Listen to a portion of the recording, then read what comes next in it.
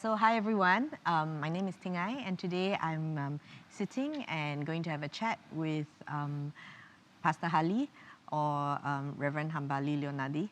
And today we're going to talk to him about his role as a caregiver to his mother, a role that is often unseen and unappreciated.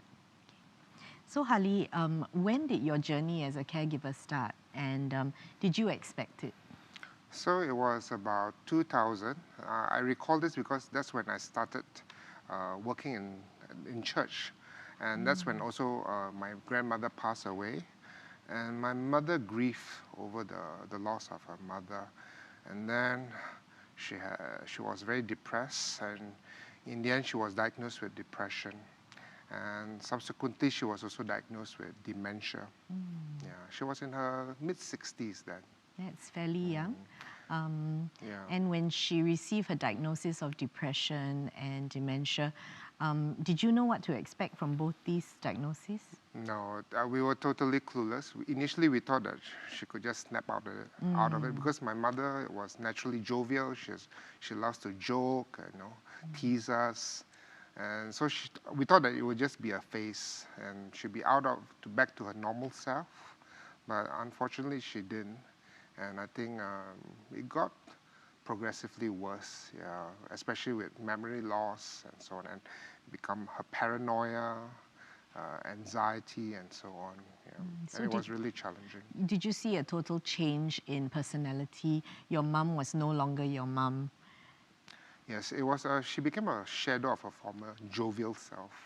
Yeah, so she would cry. She would suddenly cry. She would refuse to go out of the house. She loves to go out shopping, and eating and so on, but she didn't do that. She just stayed at the house, slept most of the time, and she had suicidal thoughts as well. There was one incident where she overdosed on some pills as well, but thankfully it wasn't serious. We caught it in time. Yeah. Thank God for that. So what to you was the most challenging aspect of your role as a caregiver to your mum? I think managing her mood swings. There's this, they call it the sundown syndrome. So as the day progressed, nightfall, her behavior started to get worse. She started to become more anxious.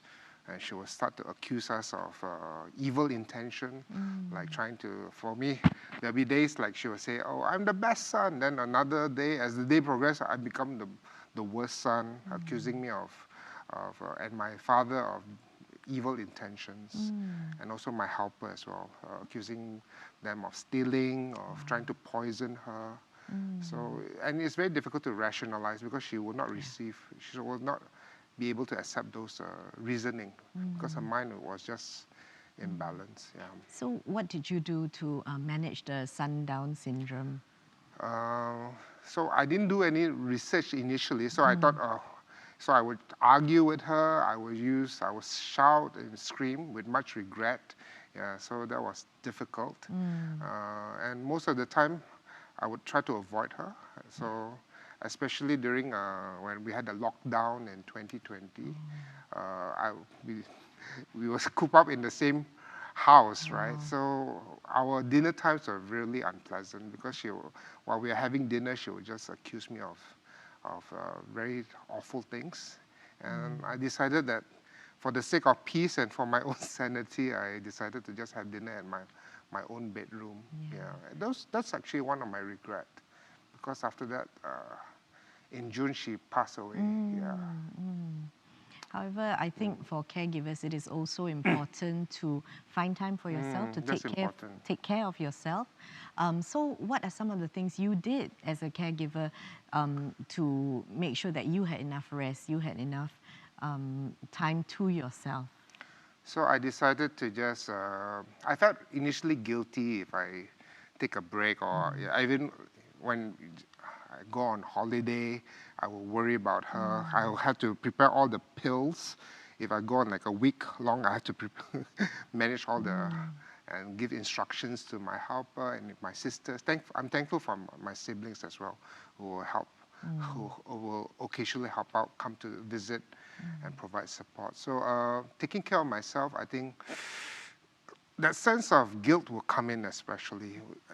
You just wish that you can do more, Yeah. and you feel inadequate in providing the care for my mother. But just accepting that we are limited, we are frail. We need to also take care of ourselves. That I think is important. Just to be honest with yourself as well. So it sounds to me like your mother, in your mother's situation, she was never going to get better. Yeah, that's what the doctor says. Because dementia, there's no cure for dementia. You will get worse eventually. Thankfully, she still recognizes us, but her short-term memories are very bad. So she can't recall whether she has showered or whether she has eaten. So if she will say, "Oh, I've not eaten," and she will accuse my helper of trying to starve her to death, when actually 2 hours prior she had already had a lunch. Meal. Yes. Yeah. So as you watched your mother become someone that you knew less and less, become more of a stranger to you, it was almost like a loss, isn't it?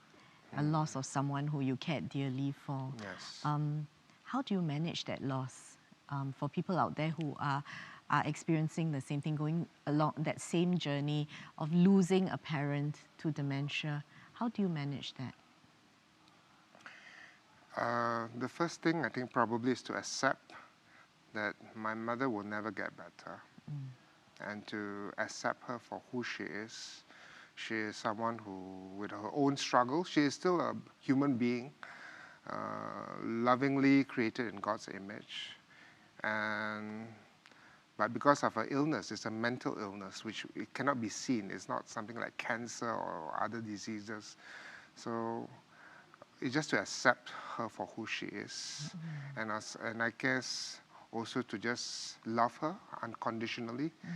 Often it's very difficult as a caregiver, and you forgot that she is your mother. And sometimes you tend to objectify her, like she's an object, like a patient. And for me as a pastor and a church worker, sometimes this is the occupational hazard. I tend to treat my mother like a client or a counselee, you know. So, but I need to remember that I'm also her son. And there were many years of good memories, of happy moments. And I take each day at a time. There will always be bad days, but there are also good days. And when there are good days, good moments, just cherish it and just focus on the moment. And thank God that there was a smile, there was laughter. She joked. Yeah, she loved this song by Doris Day. Que sera, sera, for whatever will be, will be. So she loved to sing that song. So that is a nice song as well for me. Whatever will be, will be. And for us Christians, we know that God will take care of the day, and God will definitely take care of my mother. Yeah. That's beautiful. So is there anything as a caregiver that you, and her son actually, that you would have done differently? I would say to be more patient. Everyone wants to be more patient, right? I just wish that I would just take a breather, and especially when she's a bit explosive or very, in her very angry mood, I would just take a break, go out of that space, and actually in about an hour's time, when I go back to my mother, she probably have forgotten why she was angry. And I wish I had just recognized that, and not try to exert my own ego, my right as a caregiver, or no, this is what you must do. You must take your medication. You must shower. You must, not to enforce my right on her, and just take a break, retreat, come back, and actually should be fine. If only I had been kinder and more patient. Yeah. So this would be actually your advice to anyone who's on the same journey, to not be afraid to walk away, right? Retreat. To walk away, retreat for an hour, and then come back. Yeah. And you'll be okay. It'll be okay. Whatever will be, right? Yes. Que sera, sera. Yeah. Yeah. So, you are a pastor and you're a much-loved member of the church as well. What or how can the church journey with someone who is a caregiver? Can you give us maybe one or two tips? How best can they journey? I think the most important gift you can give to someone will be the gift of friendship and a gift of listening ear. So I had a church friend who would come to visit. This lady knows my mother, and she would come and visit her and give me a bit of respite. And this church friend would also pray for my mother. And she understands, so sometimes it helps that there's someone who understands. And I have other friends as well who occasionally will check in on me. Hali, how are you? Yeah, and all those things. And they didn't offer any advice, unsolicited advice. You can give me advice, but if I ask for it, just be a listening ear. Don't judge me. Because as caregivers, we feel very judged already because we feel never good enough. We feel inadequate in providing care to our loved ones. So sometimes giving us unsolicited advice may not be so helpful unless we really ask for it. And then offer to maybe house sit some, occasionally, or help them provide transport. Some tangible things would be great, I think. Like my siblings help a lot, so they will bring my mom for medical appointments, and that is a respite for my dad, for my helper, and for myself as well. So that burden is lifted. Yeah, I think respite is a word that we all have to remember in the journey of caregiving. Respite. So now putting on a different hat, back to your clergy hat, is there a theology of caregiving, and what might that be to you? Okay, I would say God is our ultimate caregiver. Right in the beginning of time, how God provided care for Adam and Eve and for his people. And God created us in three parts, right? A body, a soul, and spirit. And our soul is our mind. And our body is our physical needs. And I can recall of an incident when I think it was Elijah, the prophet Elijah was going through a tough time, especially after he did a wonderful miracle, but he was being pursued by King Ahab and Queen Jezebel. So out of fear, he ran away, and he was very depressive. He had suicidal thoughts. But the Bible says God provided food, sustenance through an angel to take care of his physical needs as well. So I think God takes care of our body, and we too need to take care of our bodies as well. So if you're hungry, eat. Don't withhold. Don't beat yourself up. Just enjoy the gifts that God has provided you. And of course, our emotions, our soul. And if you read the book of Psalms, the Psalter is, they say, is a mirror to our soul. It's a reflection of all the breadth and depth of our human emotions. And where you can hear the cries of the psalmist. Why is my soul downtrodden? All these beautiful verses. And I think it resonates with all of us. And so it's okay to express our emotions. That's about caregiving. And we can cry out to God who listens. And the last bit, our spirit.